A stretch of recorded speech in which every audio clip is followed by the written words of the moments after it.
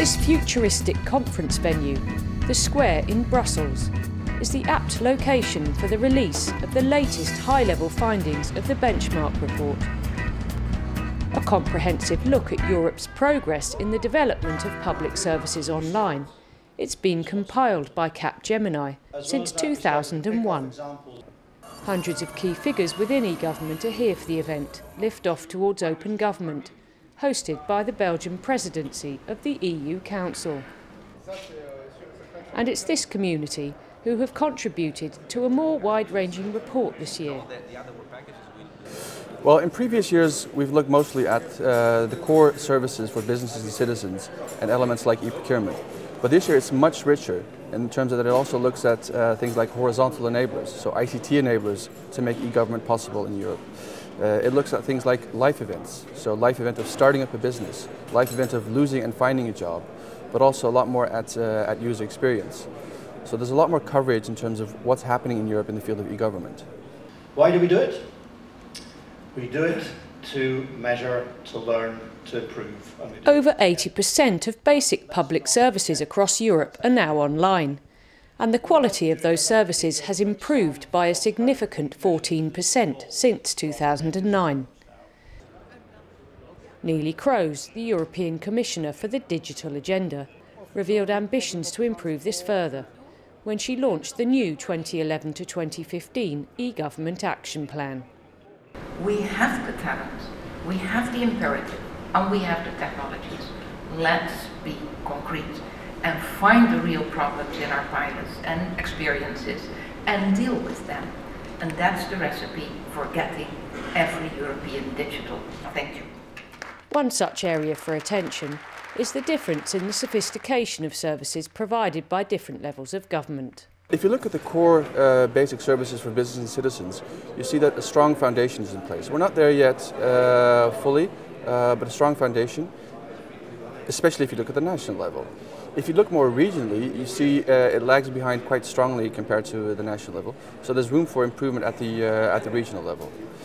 This is one of the main priorities of the Swiss government. Well, first we have to finish the setup program. We have still a lot of measures to be completed on all federal levels because we have 3 federal levels to put into the government situation, and especially the local communities are of great importance for citizens, and so there we have to put forward quite a weight on it.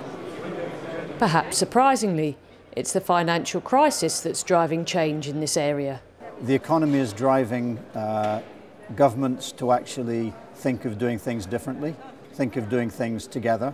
That's both together within a country, but also together across Europe. Both of those two things are absolutely vital. A sentiment Emilio Garcia from the Spanish government agrees with. E-government could help the government to do more with less and to be more efficient and to be more effective in the way we serve the citizens. Some countries like Austria are already offering fully e-enabled government services. So we landed at 100% at the availability and at the sophistication. So this is of course very good news. Austria has continuously improved over the last 10 years and indeed the whole measurement on the European level was a great help because it did show us where we are and where we need to be, and that stimulated cooperation and coordination within Austria. The Swiss have also dramatically improved their score since last year's measurement. We are quite happy about the performance because we are moving in the right direction. We are moving upwards in the competition, and that's fine. And this is especially also due to the fact that our program on e-government is having results, and on the other hand that the benchmark is better suited to in-depth e-government. For Graham Coakley, these benchmark success stories are ones he would like to see multiply by 2012. So between now and next year, I would love to see a lot more focus on evidence. in terms of being able to show the ICT dividend, what it is that administrations are getting from all the investment they put in technology. So good stories of real quantum improvement, making services twice as good in half the time for half as much. If I could come up next year and paint a dozen pictures of real improvement, that would be an exciting addition to the benchmark. And these changes must be made by the e-government community quickly. If we don't, then technology is going to advance faster than e-government will advance, and citizen expectations will move faster than e-government advances. So speed is absolutely vital in terms of making improvement. I think we've got the basis to do that.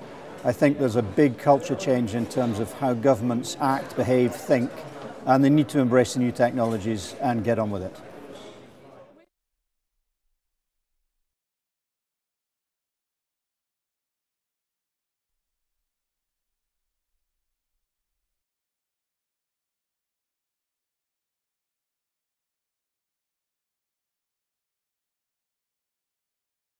People matter, results count.